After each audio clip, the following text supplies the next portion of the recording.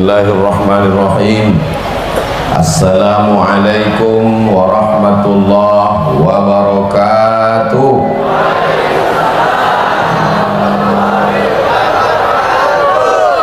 Kalau menangkap burung balam, jangan ditangkap di tengah halaman. Dari bunyi sambutan salam nampak jamaah belum sarapan. Apa kabar jamaah semuanya? Sehat? Alhamdulillahi Rabbil Alamin.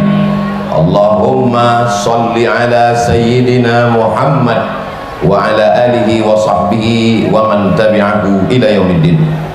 Yang sama-sama kita hormati Mursyid Tarekat Naqsyabandiyah Fadilatul Syekh Buya Alaidin Atari beserta seluruh keluarga besar Pondok Pesantren Darussalam Kabun, yang tak dapat saya sebutkan satu persatu.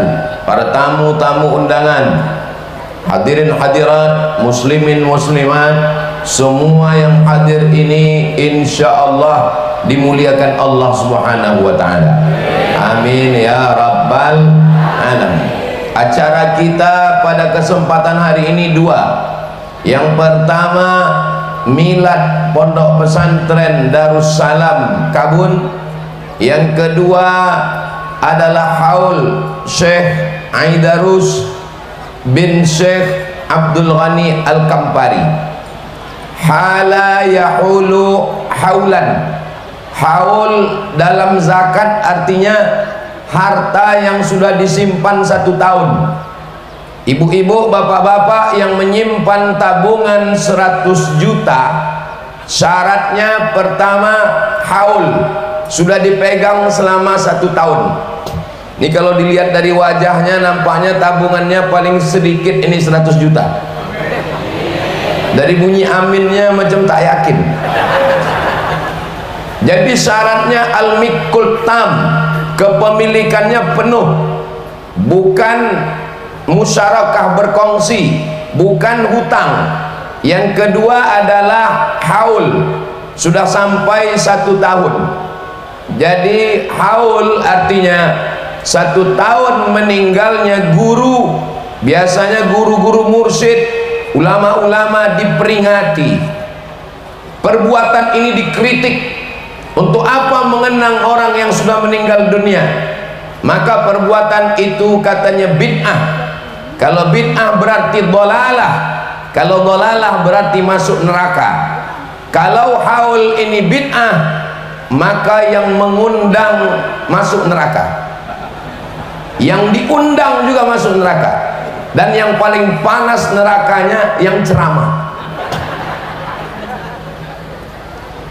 Di Saudi Arabia ada museum, nama museumnya Museum Syekh Ibni Utsaimin.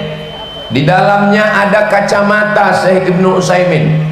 Di dalam museum itu ada pena yang dipakai oleh Syekh Ibnu Utsaimin waktu mengajar. Untuk apa museum itu dibangun? Gunanya untuk mengenang ulama.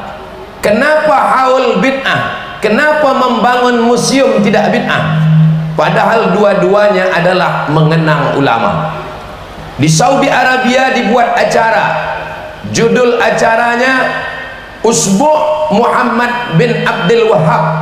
Seminggu 7 hari 24 jam kali 7 mengenang jasa-jasa Muhammad bin Abdul Wahhab, pendiri Wahabiyah. Artinya apa? Haul kita ini cuma 1 hari. Jadi kalau 1 hari bid'ah, kalau 7 hari sunnah. Saya mau memberitahu kepada orang yang kurang paham, kita kasih paham. Yang gagal paham, kita pahamkan. Yang susah itu adalah orang yang cari makan dari gagal paham. Kalau paham dia tak makan. Maka pada kesempatan ini ada orang-orang yang tidak mau makan ikan. Dikasih ikan, kata dia, saya pantang makan ikan. Nanti saya alergi, kulit saya gatal-gatal. Kasih makan ikan toman, tak mau. Kasih makan ikan patin, tak mau. Kata dia pantang makan ikan. Tapi ketika ikan itu di blender, dicampur tepung, dimakan habis 2 mangkok. Namanya empek-empek kapal selam. Haul bid'ah. Tapi membuat seminggu seminar boleh, membuat museum boleh. Haul dengan seminar dan museum isinya sama-sama mengenalkan ulama kepada anak bangsa. Ulama yang mau kita kenalkan ini tidak perlu dikenalkan manusia karena dia sudah masyhur di langit, tapi anak cucu kita perlu tahu. Abdul Somad tidak bisa menceritakan hidup Syekh Aidarus selama 63 tahun, dari tahun 1926 sampai 1989. 63 tahun mau diceritakan dalam 60 menit. Bahasa Arabnya mustahilun, tak mungkin. Siapa yang mau kenal Syekh Aidarus, maka bacalah buku yang ditulis oleh Ustadz Dr. Afrijon Effendi LCMA, alumni dari Pondok Pesantren Darussalam, alumni dari Al-Azhar Kairo, alumni S2 dari Ma'had Lughah Arabiyah Khartoum Sudan, alumni dari Universitas lupa S3 tadi. Beli buku ini, dapatkan segera. Ingat, persediaan terbatas. Ambo baru mengiklankan, masalah berapa persen untuk Ambo belum kami bahas. Apa yang dimuliakan Allah Subhanahu wa ta'ala. Jadi pada kesempatan iko Ambo indak sanggup berceramah, sebab yang hadir iko buya-buya awak, profesor-profesor, tuan syekh. Ambo hanya membacakan nan Ambo inge dari buku yang ditulis oleh Dr. Afrijon, dan Ambo tambah sekete-sekete. Berapa pelajaran yang bisa kita ambil dari Syekh Aidarus bin Syekh Abdul Ghani Al-Kampari? Pada kesempatan ini Ambo batasi dalam 7. Bagi adik-adik yang mencatat, tolong tulis 7 pelajaran dari Syekh Aidarus bin Abdul Ghani Al-Kampari. Kira-kira yang 7 itu bisa diingat apa indah? Belum mempersampaikan, mana mengingat. Tolong adik-adik diingat baik-baik, karena ini nanti akan keluar dalam UAS, ujian akhir semester. Nan pertama, bahwa Syekh Aidarus tidak menjadi generasi penikmat, beliau generasi pejuang. Padahal kalau mau jadi generasi penikmat bisa, karena ayahnya ulama besar, namanya Syekh Abdul Ghani Al-Kampari. Dia mendapat irsyad dari Syekh Sulaiman Zuhdi. Syekh Sulaiman Zuhdi mengambil baiat tarekat, menjadi mursyid dari Syekh Sulaiman Al-Qarimi. Syekh Sulaiman Al-Qarimi berguru kepada Syekh Abdullah Afandi. Syekh Abdullah Afandi mengambil tarekat Naqsabandiyah dari Syekh Diyauddin Khalid Al-Kurdi An-Naqsabandi. Itulah kenapa nama tarekat ini tarekat Naqsabandiyah Khalidiyah, karena di dalam silsilahnya ada namanya Syekh Khalid Diyauddin Al-Kurdi An-Naqsabandi. Dari Syekh Khalid kepada Syekh Abdullah Afandi, dari Syekh Abdullah Afandi kepada Syekh Sulaiman Al-Quraimi, dari Syekh Sulaiman Al-Quraimi kepada Syekh Sulaiman Zuhdi, dari Syekh Sulaiman Zuhdi kepada Syekh Aidarus, kepada Syekh Abdul Ghani Al-Kampari. Yang tak percaya silakan buka buku halaman 5. Tapi yang ada di dinding itu beda dengan yang Ustadz sebutkan. Di situ ada 2 silsilah, dari Syekh Abdul Ghani kepada Syekh Sulaiman Zuhdi ada 2. Karena orang tarekat makin banyak nama silsilah, makin banyak barokah. Dalam silsilah tarekat tak sama dengan nasab, tak sama dengan sanad dalam qiraat dan dalam hadis. Kalau dalam sanad hadis Semakin sedikit sanad lebih bagus, namanya sanad ali. Sedangkan kalau banyak namanya sanad nazil. Sedangkan dalam silsilah tarekat semakin banyak maka semakin banyak barokah. Itu nanti kalau ada yang mempertanyakan kenapa antara Syekh Abdul Ghani Al-Kampari dengan Syekh Sulaiman Zuhdi ada dua mursyid, kenapa yang satu mengatakan langsung? Karena beliau ihtiram, hormat, takzim kepada guru-guru. Mudah-mudahan kita termasuk orang yang mengambil pelajaran memuliakan guru-guru mursyid kita insyaallah. Amin ya rabbal alamin. Ayahnya ulama besar, ulama yang disegani, ulama yang datang dari Aceh, Syekh Mudawali mengambil tarekat kepada Syekh Abdul Ghani Al-Kampari, tapi anaknya tidak menjadi generasi penikmat tapi generasi pejuang. Ini yang mesti kita tanamkan ke anak-anak kita. Banyak bapak ayahnya pejuang, anaknya penikmat, cucunya penghancur. Maka kita mesti mendidik anak-anak kita jangan sampai mereka menjadi generasi penikmat. Apakah bapak ibu siap mendidik anak-anaknya menjadi generasi pejuang? Maka masukkanlah ke pondok pesantren Darussalam Kabun sebelum tanggal penutupan berikut ini. Ingat, kuota terbatas. Bapak ibu yang dimuliakan Allah, pendidikan yang bisa membuat anak berjuang tinggal satu, pondok pesantren. Sekolah masuk dari pagi, keluar siang, cabut, game online, nonton TV, rusak anak-anak kita. Maka kenapa Syekh Aidarus besar? Karena dia tidak membawa nama besar ayahnya Syekh Abdul Ghani. Riau itu adalah muaranya tarekat. Semua tarekat-tarekat dari Aceh turun ke bawah, Sumatera Utara turun ke bawah, Riau Lingga, itu semua sanadnya adalah dari Riau. Ustadz Somad karena ceramah di Riau dia bilang Riau, bukan basa-basi, memang begitu kenyataan. Sumatera Utara ada tarekat paling tua, namanya tarekat Naksabandiyah. Siapa mursyidnya? Mursyidnya adalah Syekh Abdul Wahab Rokan. Syekh Abdul Wahab Rokan itu dari mana? Dari Rokan Hulu, dari Riau. Lalu kemudian ada seorang sultan Langkat, namanya Sultan Musa. Sultan Musa memuliakan muridnya, lalu dia minta tuan guru untuk pindah ke sebuah tanah. Lalu kemudian ketika tuan guru sampai ke tanah itu, dipejamkannya matanya, nampaknya pintu Masjidil Haram. Pintu Masjidil Haram itu Babus Salam.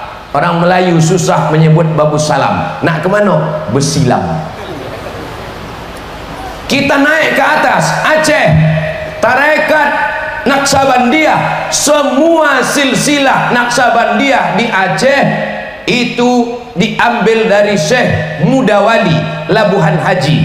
Syekh Mudawali dari mana mengambil tarekat Naksabandiyah? Dari Syekh Abdul Ghani Al-Kampari. Syekh Abdul Ghani Al-Kampari itu orang mana? Al-Kampari dari Kampar, Al-Minkabawi Minangkabau, dari Makkah Al-Makki, dari Madinah Al-Madani, dari Kampar Al-Kampari, dari Kabun Al-Bustani. Bapak Ibu yang dimuliakan Allah Subhanahu wa taala, yang paling payah kalau pakai ujung-ujung ini adalah kalau dari Kampar Al-Kampari, kalau dari Padang Al-Fadani. Tapi Ustadz Nixon payah, Rokan Ompek Kotowi. Nah, itu ada payah.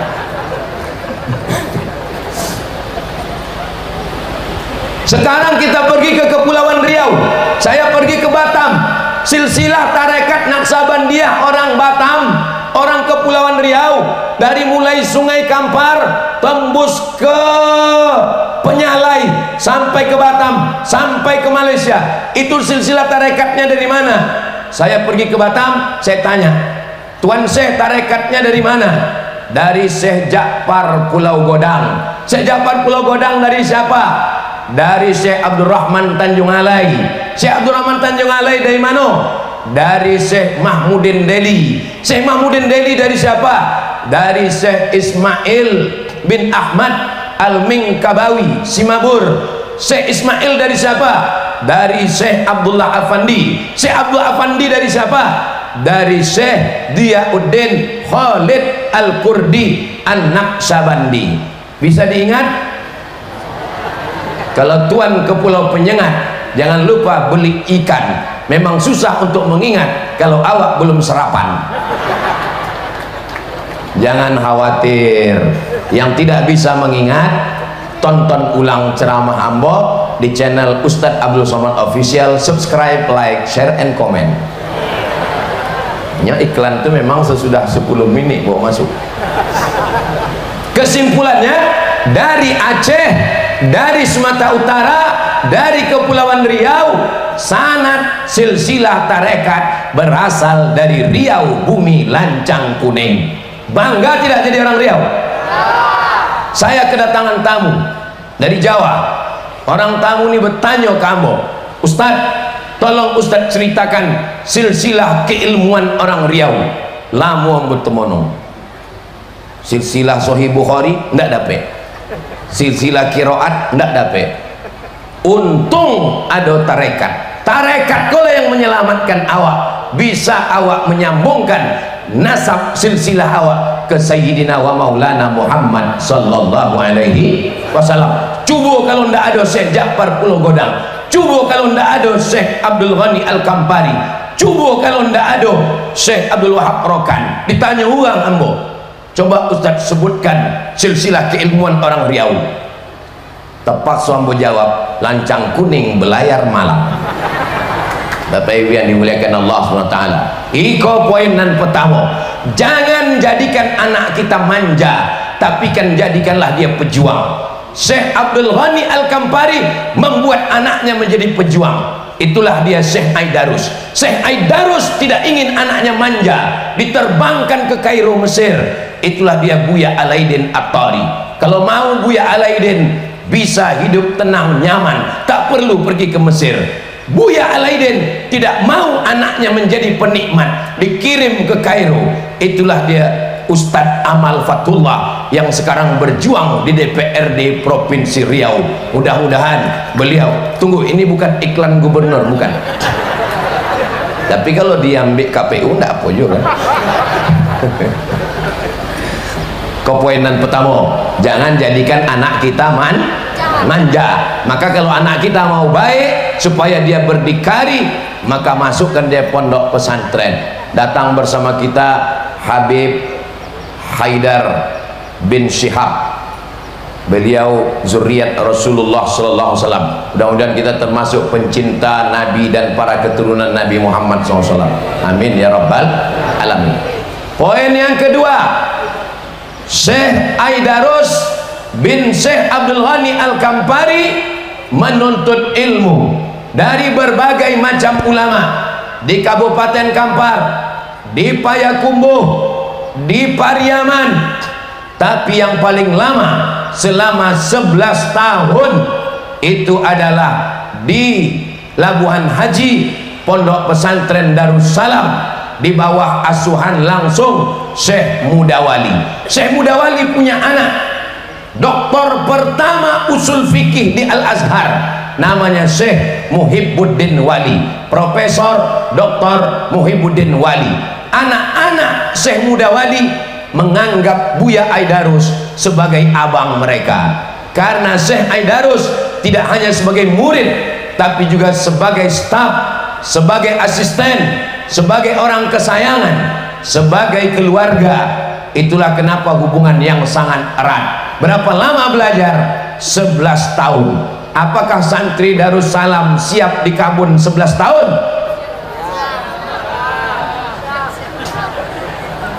Untungnya tidak spontan, siap gitu. Pas siap 6 tahun balik. Alhamdulillah, Syekh tidak menerapkan sulitnya hidup dia ke anak-anak kita. Di Darussalam Kabun, Darussalam Kabun Buya 6 tahun apa 7? 7 tahun. tamat dari Darussalam Kabun, fikih dari mulai matan takrib, naik fatul qarib, naik i'anatul talibin, naik mahalli. Adapun dalam bidang tasawuf bertarekat Naqsabandiyah. Adapun dalam bidang bahasa Arab dari mulai matan al-Ajurrumiyah, Kawakib Durriyah, Al-Imriti, 1000 bait Imam Malik, Alfiyah Ibni Malik, 1000 bait Ibnu Malik diajarkan di sini. Maka ibu bapak masukkan anak-anak kita ke pesantren Darussalam, alim dalam bidang fikih, berakidah Ahlus Sunnah wal Jamaah, Imam Abul Hasan Al-Asy'ari. Insyaallah selamat dari liberal, selamat dari sekuler, selamat dari Syiah, selamat dari Wahabi, selamat dari Khawarij, selamat dari game online, dan selamat dari pinjol. Ini sekarang anak-anak di luar ini semuanya online, belajarnya online. Kalau sudah lulus kerjanya online, dapat duit main judi online, lagi waktu kosong main game online. Duitnya dapat dari mana? Pinjaman. Mau jadi apa? Maka tidak ada solusi lain. Solusinya tinggal benteng satu-satunya, pondok pesantren. 1926 Syekh Aidarus lahir, lalu ke beliau menuntut ilmu. Setelah itu dia pulang tahun 1926, 36, 46. Maka ketika berumur 30 tahun, ketika sudah lengkap umurnya untuk memimpin, beliau mursyid sekaligus pimpinan pondok pesantren. Banyak mursyid tapi tak punya pesantren, banyak punya pesantren tapi tak mursyid. Ustadz Somad tidak mursyid, tak punya pesantren. Mudah-mudahan anak-anak kita ini menjadi mursyid dan punya pesantren insyaallah. Kenapa? Karena ada 3: iman, Islam, ihsan. Iman, akidah Ahlus Sunnah wal Jamaah, Imam Abul Hasan Al-Asy'ari. Islam, fikih, Imam Muhammad bin Idris Asy-Syafi'i. Ihsan, tasawuf. Tasawufnya adalah Imam Junaid Al-Baghdadi, Abu Hamid Al-Ghazali. Tapi pesantren Darussalam ada plus yang keempat, akidahnya Asy'ari, fikihnya Syafi'i, tasawufnya Al-Ghazali, dan tarekatnya Imam Bahauddin An-Naqsyabandi. Itu yang tak ada di tempat lain. Kalaupun ada, hanya tinggal kenangan saja. Ini rumah suluk Pak Ustadz, masih ada lagi orang bersuluh, tinggal museum. Alhamdulillah rumah suluk kita masih ada tegak berdiri. Itu tempat belakang tuh tempat bersuluk pakai AC. Ustadz kok tahu? Ambo potang bersuluk di situ. Bukan de ambo de boy AC, sodonya pakai AC. Bapak Ibu yang dimuliakan Allah Subhanahu wa taala, maka poin yang kedua adalah masukkan anak ke lembaga Ahlus Sunnah wal Jamaah. Kenapa anakmu kau masukkan ke sini? Ini kan bukan Asy'ari, bukan Syafi'i, bukan Naqsabandi. Saya masukkan anak ke situ Pak Ustadz hanya untuk ngambil hafalan Qur'annya aja, hanya untuk bahasa Arabnya saja Pak Ustadz. Jangan Pak, nanti Bapak dibid'ahkannya. Nggak apa-apa Pak Ustadz, untuk ngambil bahasa Arabnya aja Pak Ustadz. Ayolah, terserahlah. Sebulan, 2 bulan, 3 bulan balik. Ustadz, anak saya sudah saya tarik lagi.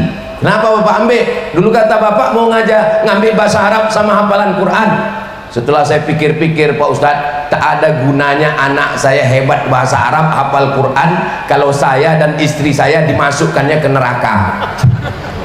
Itu di lemari saya Pak Ustadz, semua celana saya habis kena gunting. Ma asfalal ka'baini finnar, semua yang di bawah kaki celana masuk neraka.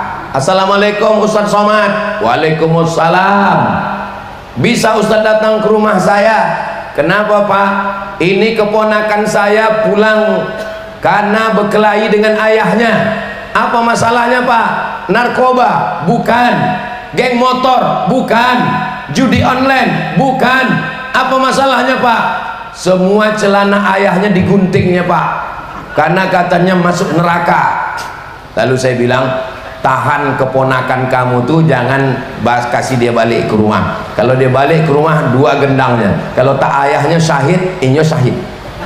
Tapi biar dimuliakan Allah Subhanahu wa taala, masukkanlah ke pondok pesantren Wasatiyah. Kalau mau menengok pesantren Wasatiyah, ingat 4 ciri: akidah Asy'ari, fikih Syafi'i, tasawuf Al-Ghazali, tarekat Naqsabandi. Insyaallah selamat anak kita dunia akhirat. Amin. Yang belum memasukkan anak pesantren, setelah acara haul ini segera masukkan. Yang sudah memasukkan, alhamdulillah. Yang belum mendaftarkan, insya Allah. Yang sudah membuat tahu, tidak juga mendaftarkan anak, sampailah innalillah wa inna ilaihi raji'un. Pertama, jangan biarkan anak manja seperti Syekh Abdul Ghani mendidik Syekh Aidarus. Kedua, Syekh Aidarus pergi ke Labuan Haji. Ambo bawa balik dari Aceh, bukan senang ke Aceh. Dari Pekanbaru naik pesawat transit ke Jakarta, dari Pekanbaru ke Medan, dari Medan baru sampai ke Aceh, balik dari Aceh ke Jakarta lawak dulu, baru balik ke Pekanbaru. Tawab kudum semua tahu wadah. Bagaimana dulu Syekh Aidarus? Bukan senang. Begitulah kuatnya seorang anak dan kuatnya seorang ayah. Ini kadang banyak anaknya kuat, ayahnya pula tak kuat. Anaknya kuat, ayahnya tak kuat, emaknya mato bongkar. Ibu siap berpisah dengan anak di pesantren? Dari bunyinya macam terpaksa.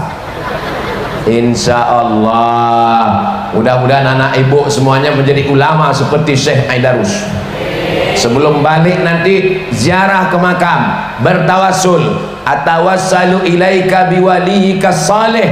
Aku bertawassul kepada engkau, barokah wali yang soleh Syekh Aidarus bin Syekh Abdul Ghani Al-Kampari beserta silsilah ahli tariqah Naqsabandiyah. Jadikanlah anakku anak yang soleh seperti mereka ya Allah. Amin ya rabbal alamin. Yang ketiga, setelah beliau pulang dari Darussalam Labuan Haji, dibimbing langsung oleh Syekh Mudawali, beliau tidak ceramah dari masjid ke masjid, dari surau ke surau, walaupun seluruh kampung beliau terangi dengan ilmunya, tapi beliau duduk membacakan kitab. Ini pelajaran bagi alumni. Jangan hanya ke masjid, tapi juga duduk membacakan kitab. Alhamdulillah, sekarang orang Pekanbaru kalau mau mengaji, dulu ceramah, sekarang sudah baca kitab. Kami Pak Ustadz ada pengajian. Pengajian apa? Baca kitab Bulughul Maram min Adillatil Ahkam. Siapa yang menulis? Al-Hafiz Ibnu Hajar Al-Asqalani. Sama siapa kalian mengaji? Sama Ustadz Dr. Zulhendri Rais, alumni dari Darussalam. Nah, kalau mau menghatamkan kitab Bulughul Maram, pergi ke Pekanbaru. Jadi insya Allah tidak hanya sekedar ceramah-ceramah, tapi juga membaca kitab. Sahih Bukhari, Sahih Muslim, Sunan Abi Daud, Sunan Nasa'i, Sunan Tirmizi, Sunan Ibn Majah, Muwatta Malik, Musnad Ahmad, Sunan Ad-Darimi, dibacakan, dikhatamkan, bersanad. Apa kata Imam Ibn Sirin? Laulal isnad, kalau bukan sanad, laqala man sya'a ma sya'a, maka orang akan berkata semaunya. Poin yang ketiga, membacakan kitab, mendirikan pondok pesantren. Alhamdulillah, murid-murid dari Syekh Aidarus mendirikan pondok-pondok pesantren. Kalau kita pergi ke Pekanbaru, arah ke Kuantan Singingi, sebelum sampai ke Kuantan ada kota lipat kain, belok ke kanan makam Syekh Burhanuddin Kuntu. Di sana ada pondok pesantren besar di tepi sungai. Pimpinannya buyanya hadir kini. masukkan ke pondok pesantren Kuntu, itu sanad keilmuannya dari sini. Begitu juga dengan Darul Hadis Al-Aidarusyah yang ada di Rimbo Panjang, itu juga sanad keilmuannya dari Darussalam Kabun. Jadi murid-murid Syekh Aidarus tidak hanya penceramah, tidak hanya dosen, tapi juga mendirikan pondok pesantren. Bapak-bapak yang tanahnya luas, datang ke pesantren Darussalam, serahkan ke alumni-alumni. Saya mau setelah haul ini, setelah tabligh akbar ini, bukan sekedar pengajian, tapi nanti saya dapat kabar, alhamdulillah Ustaz Somad, setelah pengajian tuan-tuan tanah, orang-orang kaya banyak yang memberikan tanahnya. Tanahnya diberikan ke siapa? Kepada alumni Darussalam untuk mendirikan pondok pesantren. Assalamualaikum. Waalaikumsalam. Ini alumni Darussalam Kabun. Betul, ambo ingin mewakafkan tanah. Dek mendengar ceramah Ustaz Potang haul Syekh Aidarus, ambo wakafkan tanah. Bagus. Tanah siapa? Tidak tahu. Semana mewakafkan tanah kita tak tahu. Masya Allah. Pak Ahmad, siap. Barakallah.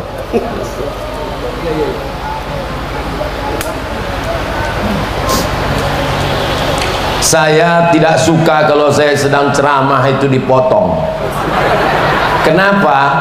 Karena kalau terpotong ini mesti diulang dari awal balik.